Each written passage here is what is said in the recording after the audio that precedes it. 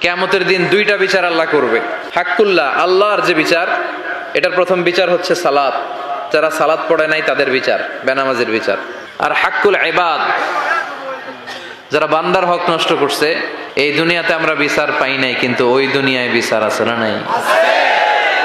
We are waiting for that day. আমরা বিশ্বাস করি ওইটা হচ্ছে ইয়াউমুত তাগাবুন, ওইটা ফাইনাল খেলার দিন। কি খেলা?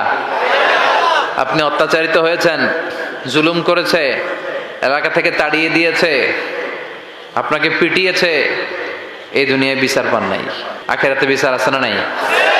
আহকামুল হাকিমিন সেদিন বিচার করবেন, ওই বিচারে কেউ ঠকবে না। তাহলে বিশ্বনবী যা যা বলছেন মিলে যায়। এরপর বিশ্বনবী বললেন দিয়াউল আমানা, আমানতের খেয়ানত হবে কিয়ামতের আগ দিয়ে। মাতা সাআ, বিশ্বনবী বললেন ইদা দুইয়াতিল আমানা ফান্তাজিরিস সাআ, যখন আমানতের খেয়ানত হবে তখন কিয়ামত হবে। ও নবী, আমানতের খেয়ানত কখন হবে? বিশ্বনবী বললেন ইদা বুসিদাল আমরু ইলা গায়রি আহলিহি ফান্তাজিরিস সাআ, যে লোক যেই চেয়ারে বসার যোগ্য নয়, সে যখন ওই চেয়ারে বসে যাবে তখন কিয়ামতের আলামত শুরু হয়ে যাবে। আছে না নাই?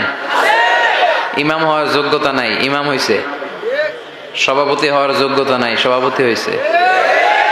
এমপি হওয়ার যোগ্যতা নাই, এমপি হইছে।